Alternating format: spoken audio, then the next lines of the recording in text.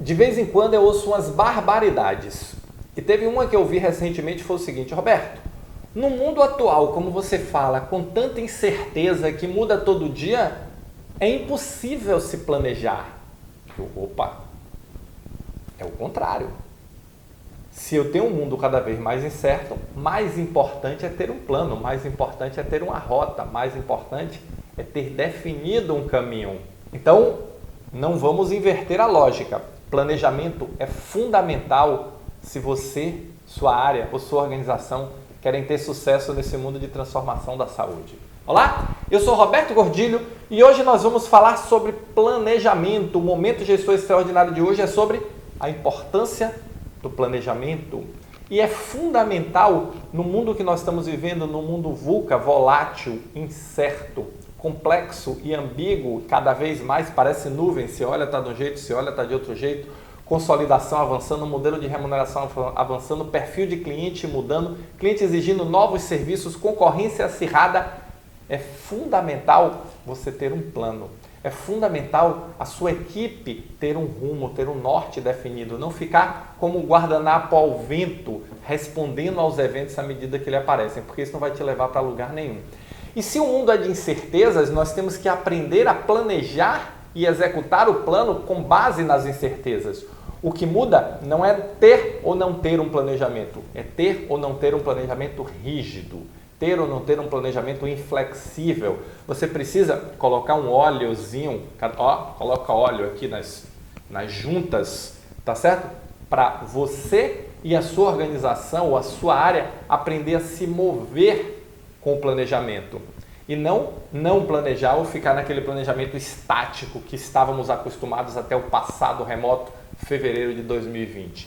Agora o planejamento ele precisa ser dinâmico, o planejamento precisa ser vivo, porque se o cenário muda, não necessariamente o planejamento vai mudar. As suas metas, os seus objetivos, a sua visão não vai mudar, mas o caminho que você vai seguir para chegar lá talvez precisa de uma ou muitas adaptações, e essas adaptações estão acontecendo em ciclos cada vez menores. Então comece a se perguntar, será que você está preparado ou preparada para essa flexibilidade? Será que você está preparado ou preparada para esse mundo que nós estamos vivendo? Ou você ainda está no passado remoto com aquele saudosismo, achando que tudo era bom e você não sabia? Por quê? O dinamismo é cada vez maior. O mundo cada vez mais volátil, cada vez mais incerto, cada vez mais complexo, cada vez mais ambíguo. E é engraçado que quando eu falava de mundo VUCA até 2020, até 2019, início de 2020, as pessoas diziam, o mundo está VUCA, não sabiam o que era um mundo VUCA. Hoje você já sabe.